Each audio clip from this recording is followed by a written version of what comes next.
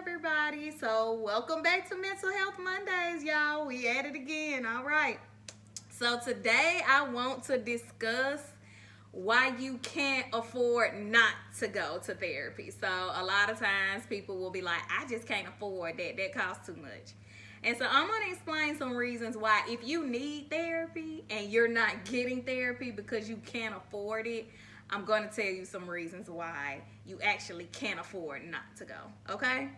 Number one, you are passing down possible, we like to say generational curses, but you are passing down whatever it is that you don't deal with in your life. You are passing those things down to the next generation. Okay, so if you never got your anxiety dealt with, if you never got your trauma dealt with, if you never got your alcoholism dealt with, whatever those things you are passing those things down to next generation. I've had conversations with people that were like, had their grandmother gotten some sort of help with their issue, that would have affected their parents, and then their parents wouldn't have abused them, and so on and so forth. And so, when you start thinking about that price of how much it costs for that therapy, and if it's too expensive, you have to really ask yourself, like, what is it really worth to redeem your line, your lineage, your legacy? Okay,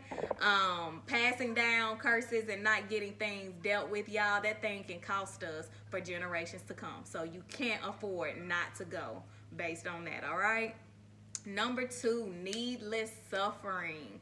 So there are things that people will come in, like literally have been dealing with for years on end, and finally come in, talk to me, and then it's like, why didn't I do this, 20 years ago? And it's like, I don't know, and so you've been carrying this stuff for like 20 years because you felt like you couldn't afford it or whatever. And it just causes a lot of unnecessary suffering that you could actually like fix and then like not have to deal with that issue, or at least not deal with it on that level anymore. Okay, so don't go through needless suffering because you don't want to spend the fee of seeing somebody to help you fix that. All right.